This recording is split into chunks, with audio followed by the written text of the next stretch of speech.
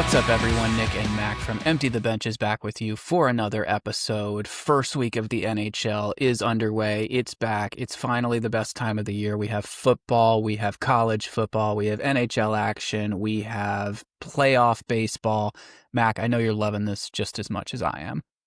Yeah, this is prime sports territory, in my opinion, for all the reasons you just stated. But it's been really good to have hockey back, especially. I've been enjoying it. I will say, annoying as fuck that there was no games on a Friday night. Yeah, what was up with that?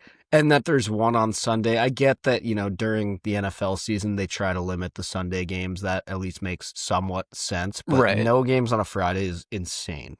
Yeah, especially after you had given us 10 on the night There before. was and it's a fantasy hockey manager's nightmare because you're making decisions, benching guys on that Thursday and on that Saturday, and then you're getting no points on Friday and Sunday. Yeah. So it is what it is. But yeah, it's been a good start to the season for most teams. I don't know about Caps fans. We'll get to that. But what do you want to start with here? Well, I think you made a great point, talking about being a fantasy manager, just your impressions. What did you think about our fantasy draft? How do you feel about your team so far, and how have the first couple games treated you? The draft was good. I feel pretty good about my team overall. I will say I thought that I was sitting pretty with goalies in Logan Thompson, Jordan Binnington, and John Gibson. Nice. 2 nights ago, Thursday night, I had Binnington and Gibson starting. Gibson got me negative 8.4, and Binnington got me negative 6.8. So I basically just lost my first matchup in one night. So that's pretty cool. But other than that, I do expect those guys to have good seasons still and shake it off, especially Binnington. Gibson, maybe that just is another goaltending experiment that's not going to work for Detroit. I don't know. Yeah. Remains to be seen, I guess, but might need some time there too. I know that some Wings fans have some mixed feelings about the defense core there. So maybe the they're other just thing still is figuring things out. I mean, Gibson's played his whole career in one spot, and all of a sudden now you're in Hockey Town, USA, right? And so it's a little different than Anaheim, and a little different than Newport Beach, that's for sure. Yeah, maybe he's just gonna take some adjusting. I will say, if we want to talk about the Golden Knights here in a minute, I drafted Barbashev, thinking I kind of gambled that he might be the guy reaping the benefits of Marner and Eichel and all that. I think I picked the wrong guy. I think there was another guy. Holy shit, Pavel Dorofeev might be about to have the easiest 40-goal season of all time with those guys playing next to him. I don't know what his contract situation is, but he might buy himself one of the biggest tickets of all time if there's a re-sign due in his future. I think you're spot on. It almost 40 feels like not out of the question. Yeah, it feels like a Zach Hyman situation or something like that, where it's no, he's not a bad player, but he's for sure going to outscore what he would normally be able to do on his own. Right, like a Connor Sherry or I don't know, Jake Gensel. Yeah, or like a Mac Vogel next to Ian Powderly sort of situation. Whatever works, right? I, looking up and down, just going back to fantasy for a second, I was looking up and down my roster. I was trying to think of the pick I was most proud of.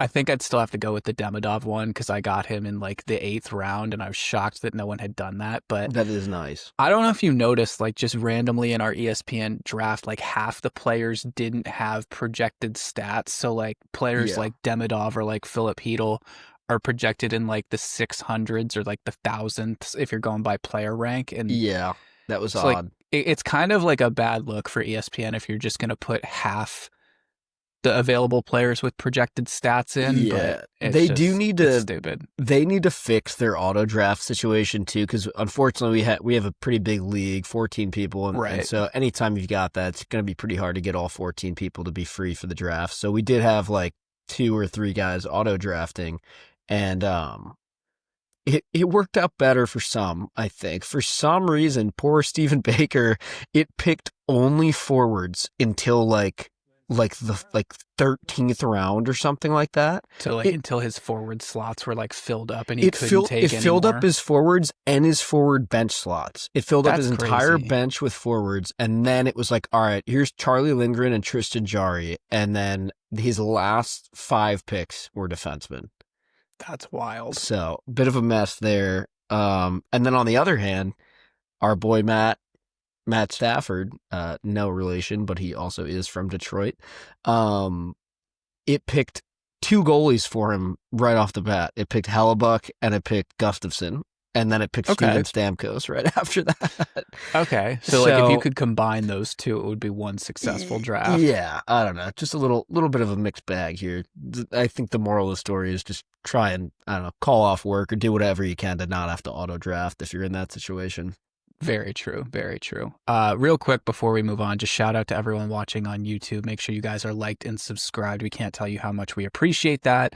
Let's go ahead and get back into the NHL news. Let's get back to the Vegas situation. Big contract for them. There's one other big contract we'll get to, but I want to start with the Jack Eichel one. 8 years, $13.5 million per. That's a home run deal. He's, I think, at this point, going to spend the rest of his career with Vegas. Probably, I mean, he's going to be, 36 when that deal runs out? He'll be about 36, which, I mean, I think he'll probably still be a good player so long as he's healthy and everything. Right, take a hometown discount and just stay there. It doesn't seem like the health has been an issue for him ever since he got that surgery. You know, you see a lot of players get major surgeries, and sometimes they're just never the same, or sometimes that's something that's going to nag them every couple of years or whatever. But, knock on wood, obviously, but he seems to be moving on from that pretty okay. So I don't think health is too much of a factor. It shouldn't be. Yeah, it's I think it's so interesting, like when we look back at that whole Eichel Buffalo saga, it's just, it doesn't make any sense now. I mean, unless the Sabres knew something we all didn't, but like, why would you just not let him get this procedure? The Sabres have never known something that we all did. That's a great point. Like, I know they were all worried about, no NHL players ever gotten the surgery and then coming back, but like, I mean, I think if you would ask Jack Eichel, he has the surgery, comes back, gets traded, wins Stanley Cup. Like, I think he could have retired the day after that and been happy with that career. Yeah, pretty much. Yeah, it's laughable now, that's for sure. But this is definitely a good deal. And then the other one, obviously, McDavid signs for 2 years, 12.5. It's a Ferda deal, Ferda boys. It is. Very, very good of him to do that. I think the team and the fans really appreciate that because, and you know what, it makes sense because I'm sure there's a lot of guys who are kind of greedy and they would have wanted to be like, well, I'm the best. I want to be paid the best, but that's kind of the NBA attitude about it. Wide receiver mentality. Yeah, that too. Yeah. And it's just like, look, McDavid, if you want to win a Stanley Cup so badly, it's good of him to recognize that you're going to need players around you and you're going to need money to pay those players around you. So if you're taking up the entire fucking cap, okay, nice paycheck, nice house, whatever, but you're never going to get that cup if you're like making like 30% of your team's cap money. Right. It's like the Kovalchuk in Atlanta situation. Yeah. It's like, hey, you're nasty. You're one of the best in the league, if not the absolute best, but you're not going to be surrounded by a bunch of great talent, and we're going to be scraping to get to the playoffs every year. Now, obviously, the Oilers are in a much more advanced situation than the Atlanta Thrashers were, but I think for me, the really interesting part about this is, it's team friendly, and that's great. This is 2 years, and this is hey, I'm doing my part, Now you need to do your part because you get me for 2 more years, and if it doesn't work, I'm going somewhere else because I am not going to be the guy that's known as the greatest that never won the Stanley Cup. Yeah, and I think that's a super, super smart idea, whether it was his agent or him or both or whatever, but I think this is a wise decision for a million reasons, but both for the amount of money and for the term. It just makes a world of sense because you kind of have a gun to the head of management, You're like, I'll blow this whole fucking thing up if you don't figure this out. Like you've got a bomb strapped to your chest and you're like, dude, instead of 30 seconds on the bomb meter, it's like 2.5 years. And you're like, okay, the clock's ticking. So, I'm here, but I have a bomb strapped to my chest. So it's like, I don't want to alarm anyone, but I will use this. Gary, there's a bomb strapped to my chest. I think it's an easy decision for McDavid. I think you said for two good reasons. I would say for about 25 million good reasons, but Yep. smart deal all around. I think the Oilers fans can now breathe, at least like you said, for 2 years. So hopefully that only, has a little bit of a panic influence on Watch the them media. like miss the playoffs one of these years somehow too. The other point I saw is that 12.5 now with the cap going up, that is a very tradable contract. Yeah. Not that I think that's going to happen, because like I've said a million times, there's no way they trade away both Wayne Gretzky and then Connor McDavid, but it's definitely something to think about. Let's touch on the Knights real quick one more time. You mentioned the Dorofeyev hat trick. Alex Nedeljkovic kind of gifted them their second win of the season in San Jose. Did you see the complete yakety sax moments that like he had for the first one in just in the middle of the game, and then the second one in overtime? I'm genuinely concerned about where he was going. I think the game tying one is worse, dude. Okay. Like I mean, the game winning one is just, I mean, that'll happen. Goalies, they want to come out to play the puck, they panic, they freeze, they don't go with 100% confidence, and that slight hesitation is going to kill you every time. We've seen that before, and it's not pretty, but it's not all that shocking. It's like, okay, I know what went through his head. I know what he thought he was going to do, and it didn't work, and he looks stupid, but it is what it is. It sucks that it's in overtime because it looks extra stupid, especially at home. I don't think the crowd really probably appreciated that. Right. However, to let the game tying goal in with, what was it? Let's see, just over a minute to play. Like, come on, dude. You've got like from center ice. Dude was just asleep. He just looked disinterested. Like, with the net empty at the other end too. Yeah. And let's talk about that for a second, because the Sharks had like a wide open net. They poke it wide, then they try to wrap around on it. Can't do that either. And it's like, holy fuck. Like, it was almost like the fucking, the famous one. What's his name? The Oilers. Patrick Stefan. Yes. Yeah. It was almost like that. Like, it wasn't quite that easy. He was being defended a little bit, but still, like, you're that close. You're like inches. Not even inches. You're like an inch away from putting that puck in the empty net, and everyone's just like, okay, fine, we won. And then it just goes to center ice, and you dump the puck in, and it goes in the net. I mean, you can't make that shit up. But I will say, all the more reason for the Sharks to trust their boy Yaroslav Askarov in the future. Why you got Nedeljkovic in there in the first place? Yeah, I don't understand that at all. Going back to the Oilers Stars Patrick Stefan incident just for a second, did you know that had the Stars won that game, the Blackhawks never draft Patrick Kane? Yeah, I have seen like the flow chart of why that's the case. That's fascinating. Unbelievable. Yep. Let's go ahead and move over to Edmonton. Interesting start to the season for them. It was looking really, really good. The Oilers get out to a 3-0 lead in the third against the Flames on Wednesday. I go to bed. I wake up, and the first thing I see in the score app at about 8 a.m. is 4-3 Flames win in the shootout. So I went back, watched the highlights. It just a complete and total meltdown. The tying goal, like 10, 15 seconds into the third period. Yep. Skinner and Bouchard.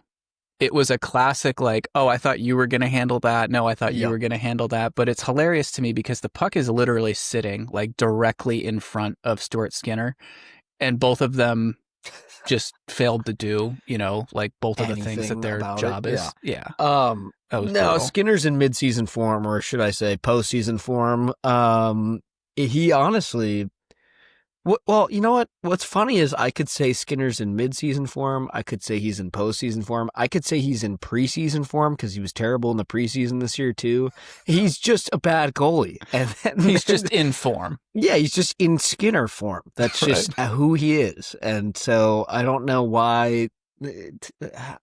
I can't keep talking about this on the podcast. I can't keep saying it, but you all know my opinion, so I guess. I'll let the fucking stats speak for themselves. He let in 4 goals on 22 shots. Or I guess 3 because it's a shootout goal winner, but still. Yeah.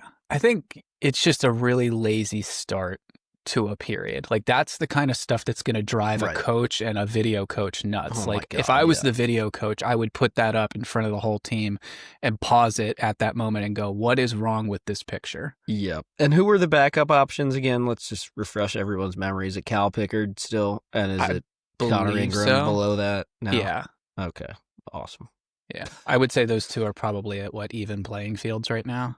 Probably. I mean, we've seen Ingram do some pretty impressive stuff in the show back when he was with the Coyotes, but I don't know.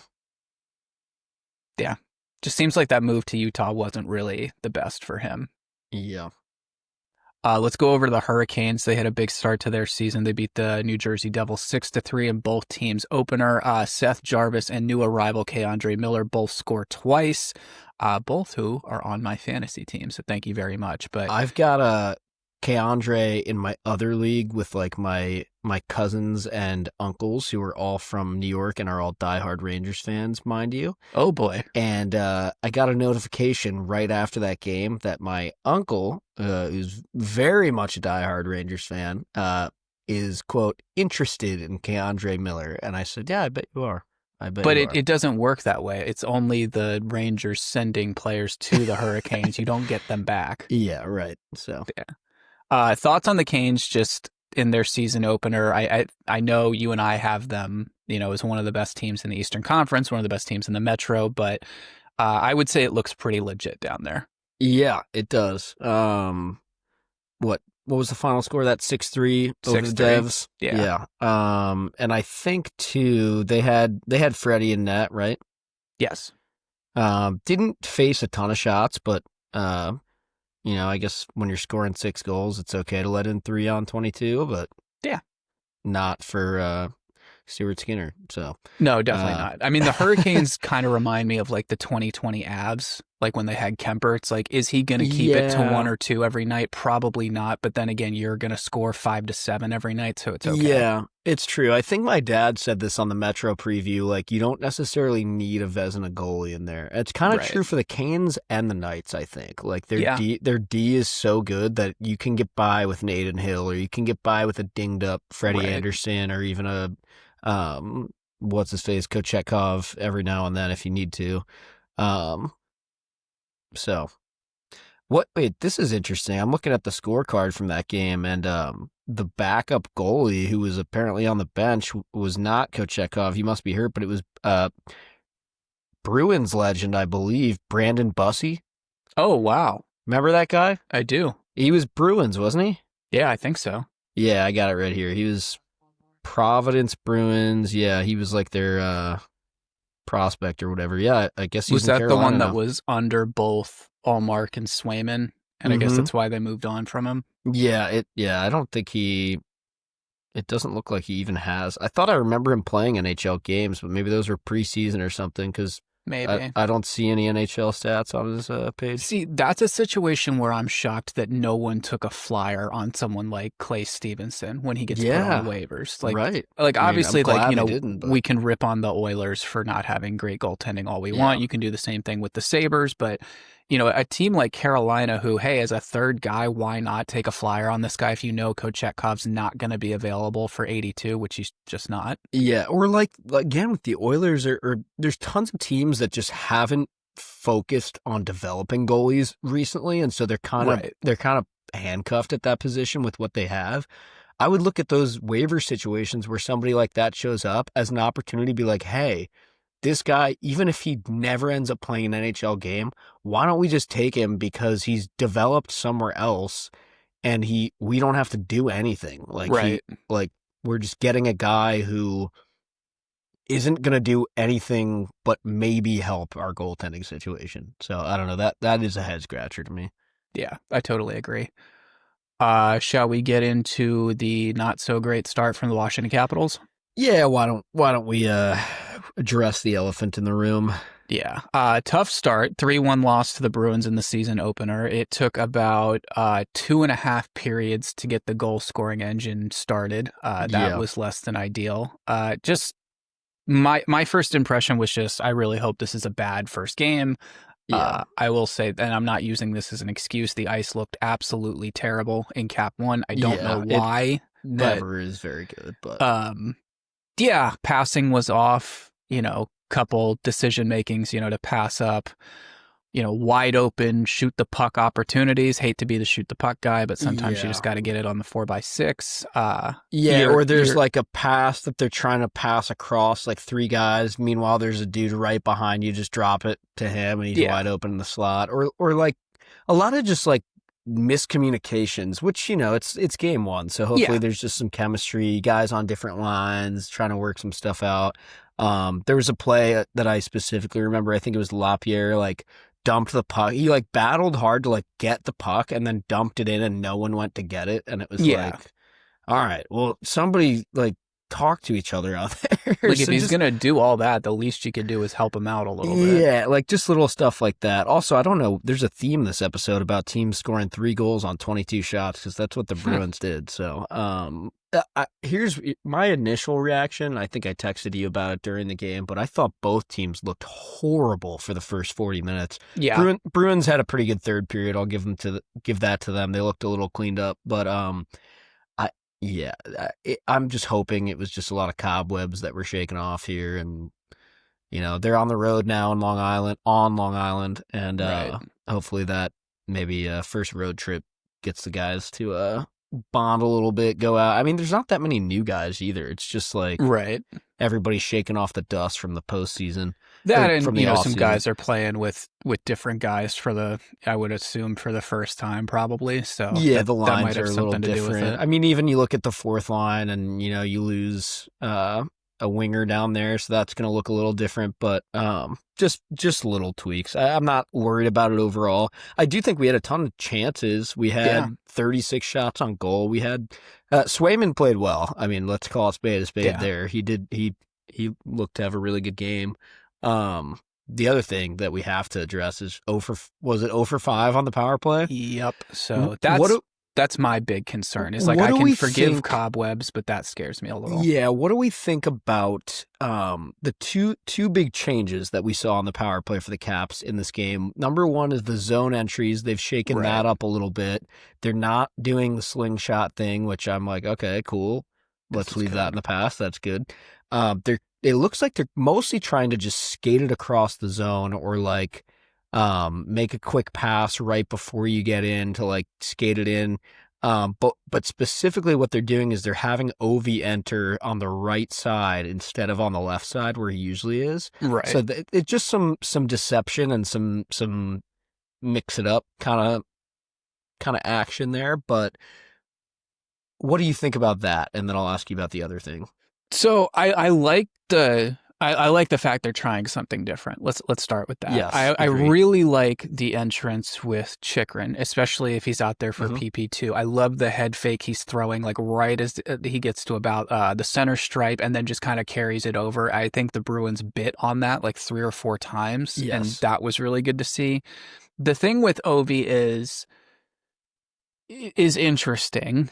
I like it from like you said, like a deception, sleight of hand, misdirection kind of thing. But I think I'd like to see it work a little bit better. Like if it's going to, generate, I would assume at least one scoring chance. If you can get one on entry, that's something I would like to see out of it.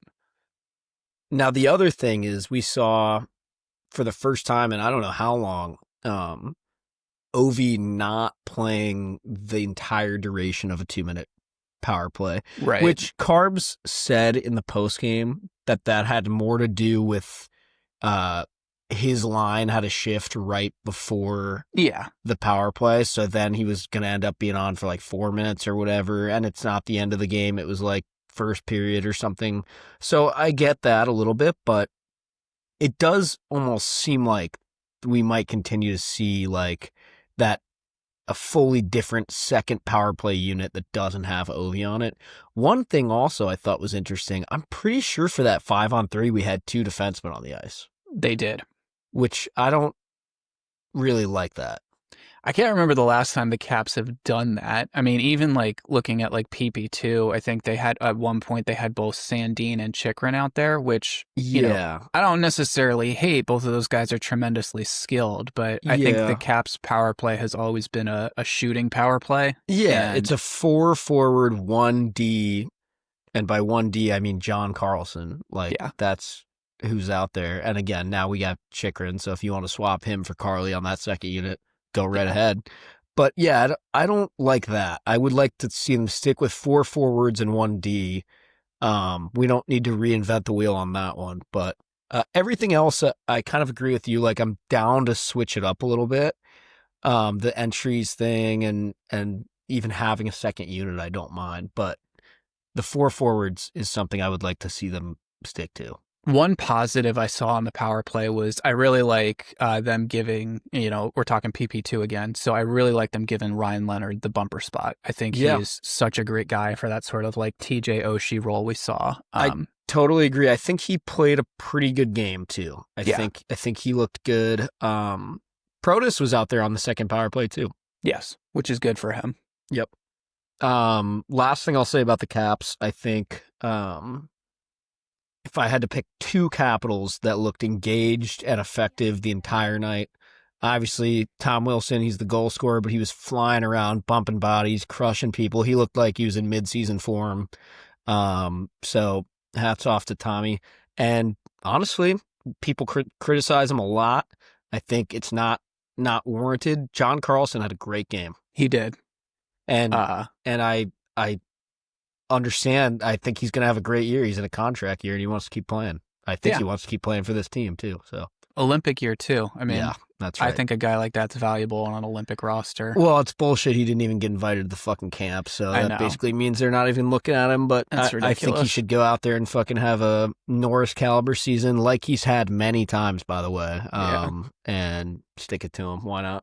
Yeah, remember when they didn't give him the Norris in 2019? That was complete crap. Dude. Speaking of complete crap and John Carlson, I'm not going to be the ref ruin this game guy, but the call on the go-ahead goal for the Boston Bruins on John Carlson was one of the worst calls I've ever seen in a hockey game. And again, like before like Bruins fans or anyone else comes at us, we went 0-for-5 on the power play, so like sure. We lost it ourselves, but that is such a game-changing moment, and then they fucking score, and it's like 7 seconds into the power play. My favorite part about that was Carlson comes out of the box. He doesn't say anything, and he just death stares the referee as he skates back to the bench.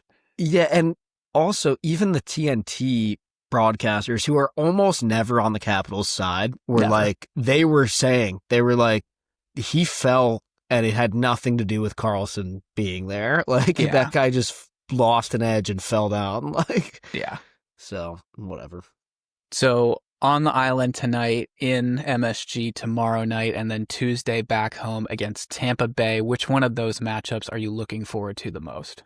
I always love playing the Rangers. It's always a lot of fun. I think there's definitely a fun storyline for all those games, right? I mean, for tonight, I mean, this one will already have happened by the time you're listening probably, but for the Islander game, it's first time Ovi's back in that building since breaking the record, right. So that's fun. Both teams looking for their first win of the season. Rangers Caps, it's one of those things. It doesn't matter if one team's really good, the other's dog shit. If both suck, if both are good, it should always be a good, exciting game. They hate each other. They always will. So that should be a good game. I'm pissed that it's on fucking NHL Network tomorrow, but whatever. And what's the other one? Tampa, you said, right? That's on Tuesday, I believe. Yeah, that's on Tuesday back at home. That's a good team. I think Tampa is, I mean, this feels insane to say, but they're like flying under the radar as a good team because everyone's talking about the Panthers, everyone's talking about the Carolina Hurricanes, and meanwhile, Tampa is the same loaded Tampa team that they've been.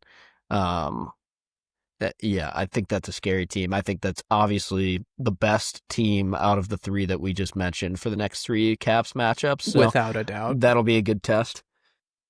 Yeah, I think I think Tampa's going to surprise a lot of people. I was kind of surprised by how many writers and people we know had them in their Stanley Cup predictions. But, after what I've seen, I know it's only been 1 or 2 games. It's kind of hard to argue with that. Yeah. Well, and it feels insane, like I just said, and like you said, to say that they might surprise people because, they've been a fucking powerhouse for the last, decade almost at this point. Right. Their low points in the last 2 to 3 years have not been making it past the second round. Right. No, exactly. So they shouldn't be surprising anybody, but that's the world we live in right now. So absolutely. Mac, before we move on, I think you have a word from our friends over at DraftKings, who are the proud sponsor of this episode. Yes, I sure do. Football is back, and so is your shot at big wins with DraftKings Pick 6, the official daily fantasy partner of the NFL. Your game day instincts can score you real money fast. Here's the play. Just pick more or less on 2 or more player stats from breakout rookies to elite QBs and unlock the upside every snap brings. The better your calls, the better your payout. And here's the kickoff bonus. New DraftKings customers get $50 in bonus picks with just a $5 entry on your first pick set. This season, play your player instincts. Download the DraftKings Pick 6 app now and use code THPN. That's code THPN. Play just $5 and get $50 in Pick 6 bonus picks. Make the call. Ride the upside. In partnership with DraftKings Pick 6, the crown is yours. Gambling problem? Call 1-800-GAMBLER. Help is available for problem gambling. Call 888-789-7777 or visit ccpg.org in Connecticut. Must be 18 plus. Age and eligibility restrictions vary by jurisdiction. Pick 6 not available everywhere, including New York and Ontario. Void where prohibited. 1 per new customer. Bonus awarded is non-withdrawable Pick 6 bonus picks that expire in 14 days. Limited time offer. See terms at pick6.draftkings.com/promos. Well, the world we live in this year got a fresh coat of paint. We have 15 brand new sweaters that have debuted across the NHL this year. Some of them are, slight tweaks on the current homes in a way. Some of them are like special alternate third jerseys. Some of them are commemorative centennial jerseys. But Mac and I wanted to run through all of them real quick and then grade them. How do you want to do these? Do you want to do like a 5-star system? Do you want to do a school grading system, A, B, C, D, F, 1 through 10? SpongeBob, Good Noodles? Like, what do we want? That's a tough one. I kind of like a school grading system. Let's do that. Okay. Should we go alphabetical? Yeah, let's go alphabetical. Are we including like pluses and minuses, or are we just doing letter grade? Pluses and minuses. The one thing I will say, I don't fully understand, and maybe if there's a listener that does know the answer to this and you want to DM us or post a comment or something, I don't get, is the Centennial jersey for all these 100-year teams now, is that just your jersey for the whole year, or is it still like a special thing that you're wearing 20 games out of the year? Because I think it's just your jersey from what I understand. Right. Like the Bruins for sure are just wearing that jersey every game. Right.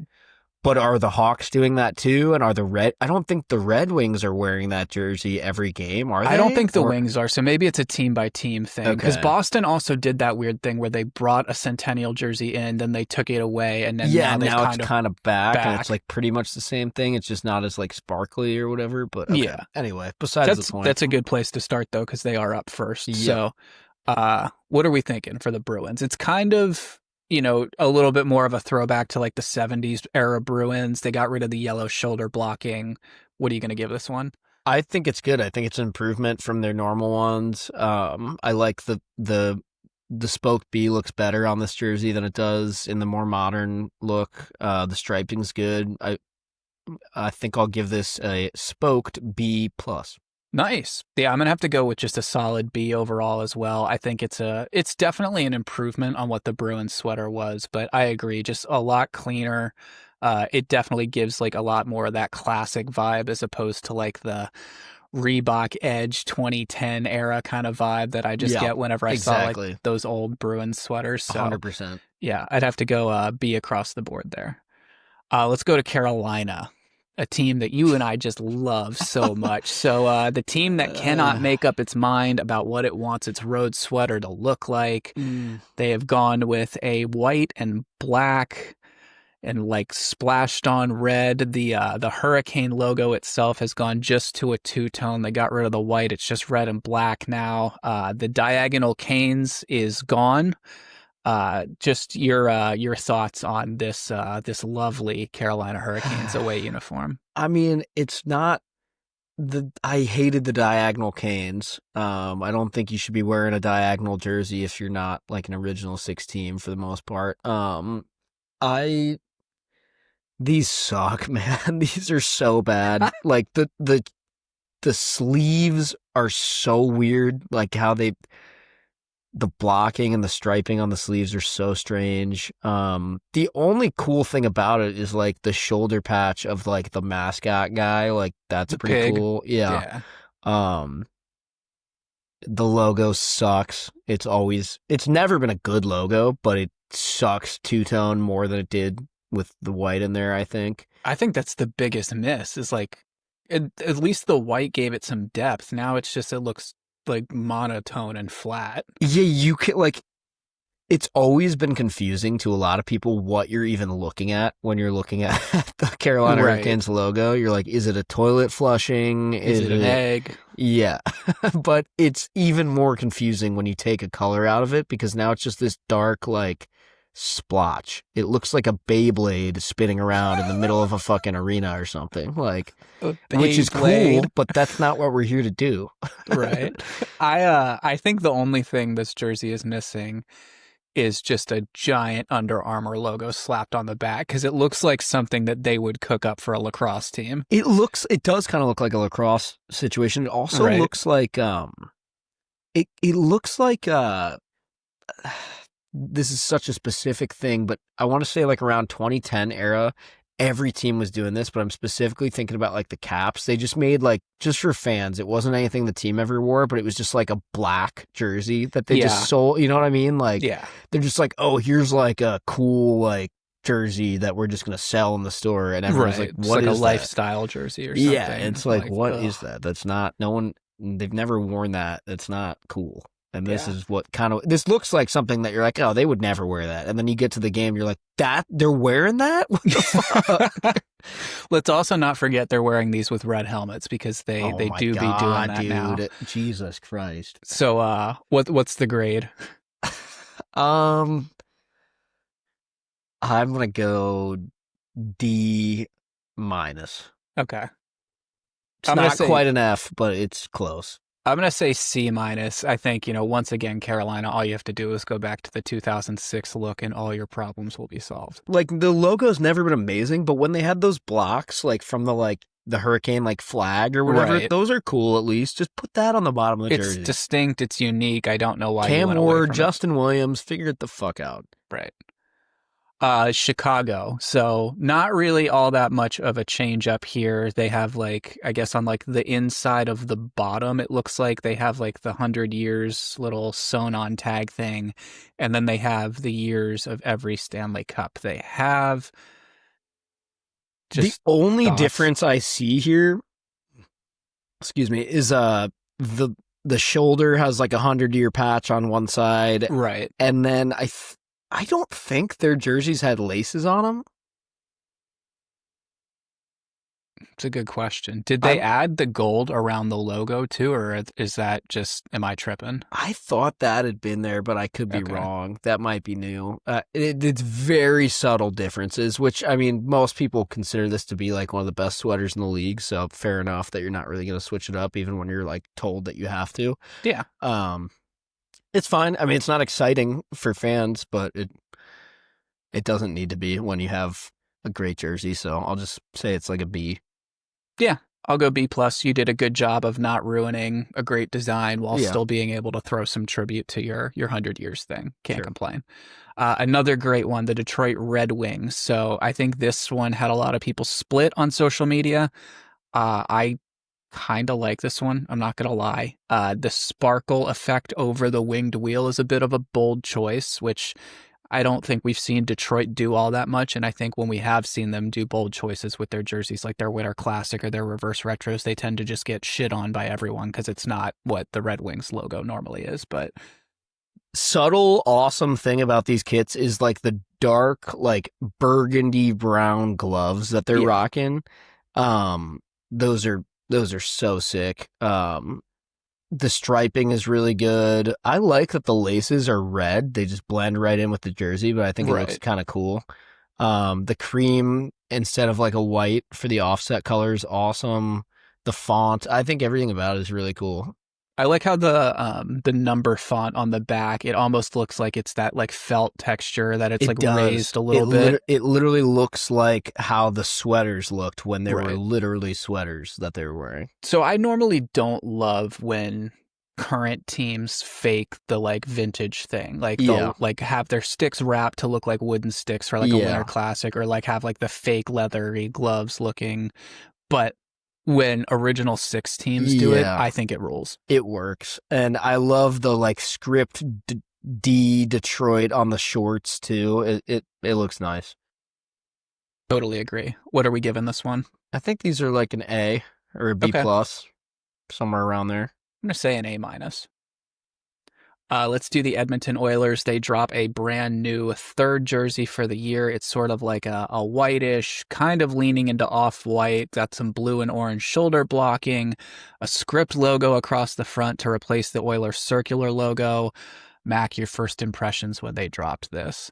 I think if they were close, they were like on to something here, but this seems like you're like 2 drafts away from what I would have like finalized, because I like the coloring. I'm not a big fan of shoulder blocking, so I don't love that. But I like the like where the number is at and the striping on the sleeves and on the bottom. The blue helmet, blue pants, blue gloves, everything else, the off-white. There's a lot to like here. What I don't like, the logo doesn't do anything for me. That's just like a made-up like Oilers thing that they've never used anything like that, and it doesn't do anything for me. I would have rather just the normal logo or some slight variation of the normal logo on there. Or even, fuck it, put the big oil drop on there. That thing was kind of cool. Loving that if it was the oil drop. So it's close, but I do kind of want to see these on the ice before I like fully judge them. But right now they're kind of at like a C that doesn't really do anything for me. Yeah, I'd have to give it a C as well. I think the logo, to me, the script on the front, like you said, they've never used it. It just kind of reminds me of something a team would do to try and be like, oh, look, it's got like that 70s or 80s vibe. I'm like, yeah, but you never wore that. So, right, exactly. Yeah, I got to go see as well. Let's move over to LA. They drop a brand new third jersey. And, honestly, Mac, I don't think the jersey looks all that bad. It's just what you're wearing on your head with it. I think that is the problem for me. The helmet's bad. The logo and the sleeves are so sparkly. It's like, what are we doing? They're like copying the fucking Golden Knights or something. Right. The logo is cool. I don't know. I do like that they did this as like a surprise. Like no one even knew they were doing it until they skated out on the ice with it. So that's kind of fucking cool. But the jersey itself, I don't like. The font is really bizarre too. Like on the numbers on the back, it's just odd. I don't really like these. I'd say like C minus. I'm going to have to give these a D, and that is because one of my biggest pet peeves on this planet is glitter. So just for sparkles alone, it gets a D from me. All right. This is a big one. Minnesota. I fucking love these. Like, oh, baby. They are so sweet. good. And the Wild have had so many bad uniforms. Like, yes. I hate the red jerseys they wore just with the circular logo on the Christmas front. Tree ones. Those are so bad. Yeah. These are so sick, and with a little like update to them, they're so nice. The font, like the number font on the back, is so sick. These are an A for me. I like, if you were a kid playing NHL and you didn't use that number font for your custom team, we can't be friends. Exactly. So, these are perfect. Kaprizov's going to look unbelievable in these. Yep. He could probably pay for all of these to be made with that shiny new contract of his. This is an A+ for me. Nailed it. Everything. Like, why was this not your reverse retro? Like, what are we doing? We did the fucking Subway North Stars one instead. Yeah, like, no, these are so much better. Finally, they listened to their fans and the rest of us, and they come out with something good. So kudos to Minnesota. A+, you crushed it.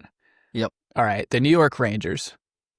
I keep going back and forth on what I think. I think they looked pretty good on the ice. The blue, the slightly different shade of blue is interesting. I think Igor looks awesome in it because his pads match it and he looks really cool. The one thing I don't like is the collar being white it's huge. It's a massive collar. Like if you're watching on YouTube right now, and apologies if you're not, but I'm wearing this like reverse retro Canadians thing that has a white collar, but it's like a strip. It's a tiny little strip.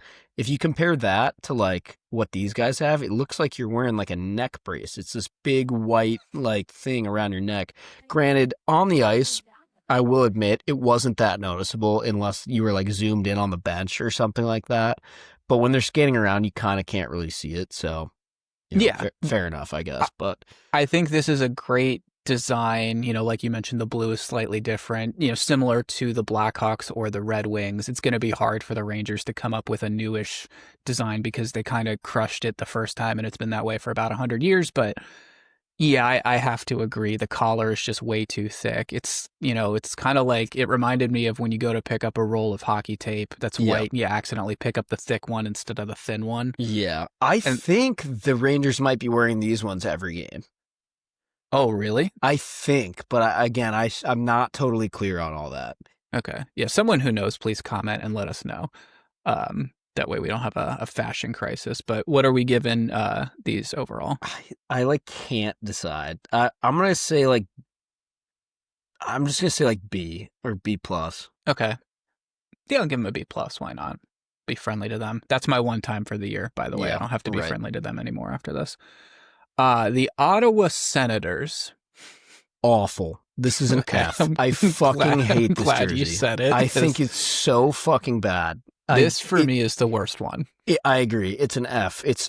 I can't even really explain why. It just looks so fucking stupid. It looks like a Walmart jersey that's like fake. That's like, oh, look, you can buy a jersey here. And it's like nothing that's ever been made by the team. It's just like a unaffiliated, like Target brand.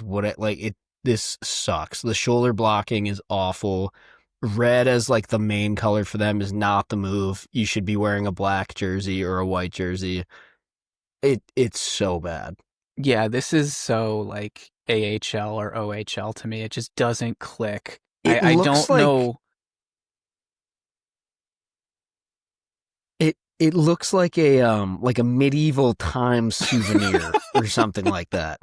Like it literally looks like a jersey they would hand out at like a Renaissance fair or something. Like, Game of Thrones fans, you could slap House it's Lannister on there right away. Yeah, it's like a Game of Thrones, like, oh, we're doing Game of Thrones, or like, it honestly looks like a Harry Potter jersey or something like that. Like, they're like, oh, it's Harry Potter night, and this is like the souvenir they're giving out or something. Oh my God, that it's is so good. Awful, dude. I hate these.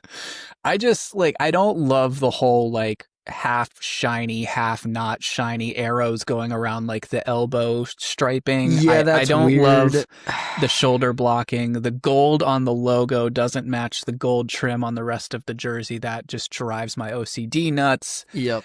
I don't know what the design that lost to this one was, because I think that team should be fired immediately, but the shoulder is awful and there's way too much red. It's just a big red jersey with not much else offsetting it.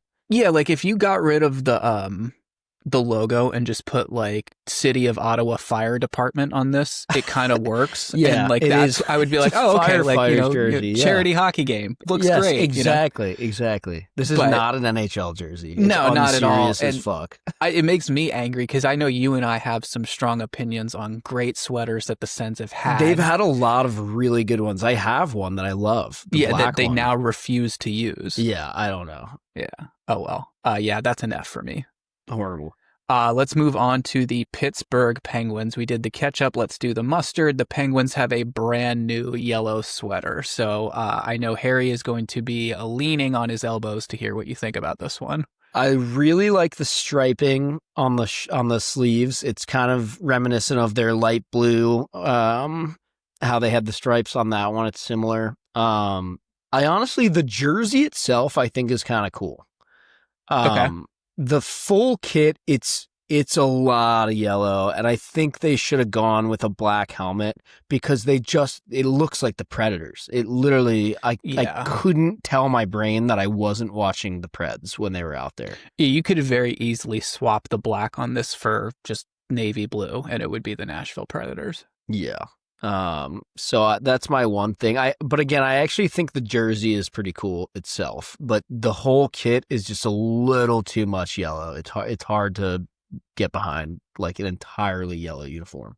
Yeah, I'm going to give these guys a C-. We've talked about this at length, like how hard it is just to make yellow as a primary color work. I think you nailed it with the helmets. It's just too much. So, but I also think like, hey, great point. The striping on the arms, I love. It's a very clean look where I feel like their yellow alternates in the past have always been kind of just all over the place. This is a lot smoother, a lot cleaner. So yeah, I'm going to go C- for these guys. Let's do the San Jose Sharks. So they go with a little bit of a throwback for their third or their alternate this year, going back to like that late 90s, early 2000s. The Joe Thornton era. Yeah, Jonathan Cheechoo, Evgeny Nabokov era. So I'm obviously a little bit biased towards these because I was living out there at that time, going to these games. This is like when you say Sharks, this is what I think of. This is what comes to mind. I absolutely love these. If it wasn't for Minnesota, these would be my favorite. This is another just A across the board for me. This one for me, like at the time, I don't think I really liked all what was happening on the arms and stuff and the gray, right. But for some reason now, as like a throwback, I appreciate it. So I'll go B+.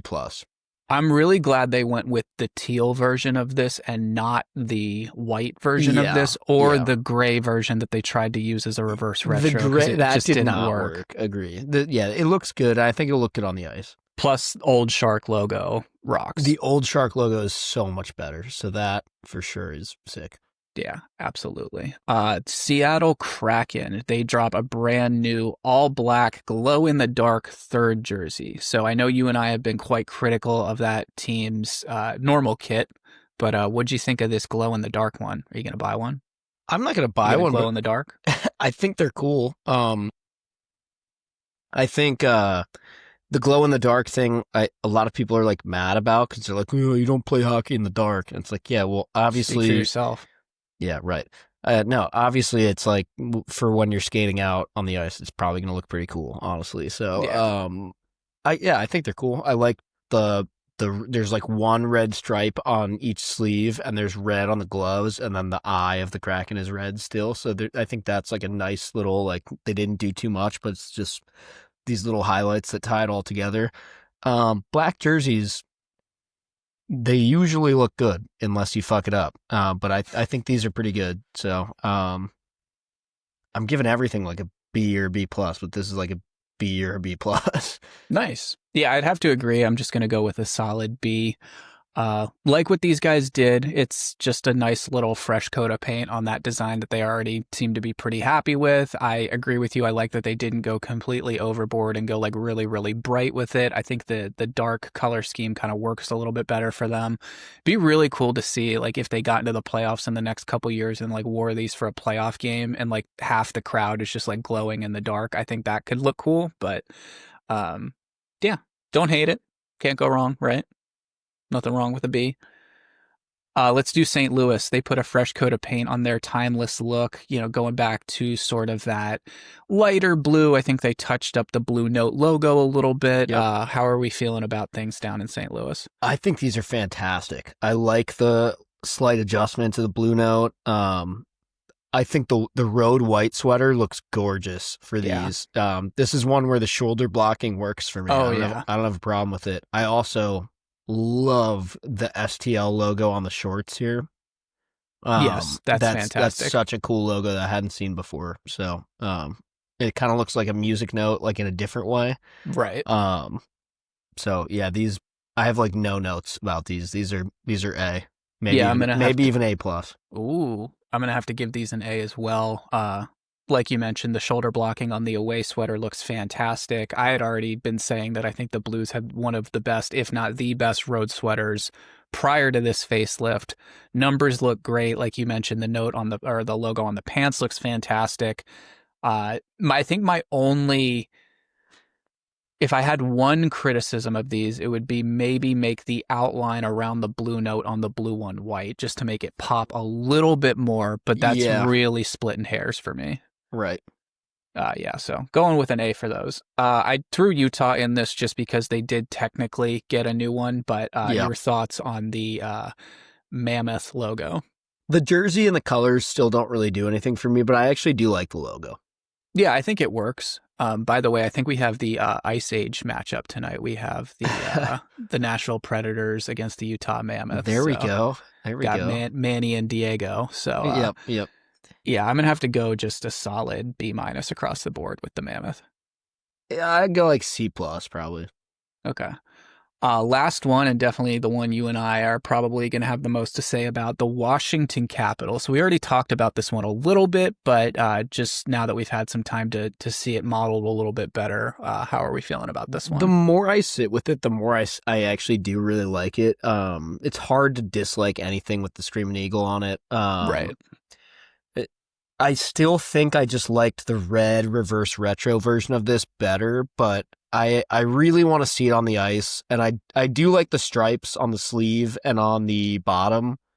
It's mostly the white shoulders I'm not sure about, but I did really like the white shoulders on that one Caps jersey with the old like lettering across the front, right? In like the Holtby era. So I don't know. Maybe on the ice these will look cooler. Wilson looks great modeling it, but then again, he looks pretty good modeling most things. He's a handsome gentleman, so I'd say like, again, probably a B+ for me on these. Yeah, I'd have to give it a B+ as well. I now that I've had the time to look at these a little bit more, I think it's like night and day, a billion times better of a design than the stupid blue one was. I mean, take away like how bad they were when they wore that jersey, but just from a design point of view, I think it's significantly better. Like it a lot better than that like weird 2013 Winter Classic one they did when they were at Nats Park. So yeah, it's definitely starting to grow on me. So yeah, I think B+ is the way to go there. Let us know what your thoughts on all those were. Drop your grades in the comments below if you're watching on YouTube, and let us know what we got wrong. Please let us know about this Centennial situation. Who's wearing these all year? What's going on with that? So, yeah. Yeah, that is important. We do need to figure that out. Mac, any thoughts before we wrap up here? Go Brewers. By the time you're hearing me say this, they will either have been eliminated or they're going to be getting ready to play the Dodgers. So, yeah, I'm either really sad or really happy right now. There you go. Well said. Thank you guys so much for listening. Make sure you're following us on Instagram, TikTok, YouTube. Make sure you're liked and subscribed. We really appreciate that, and we will catch you guys in the next episode.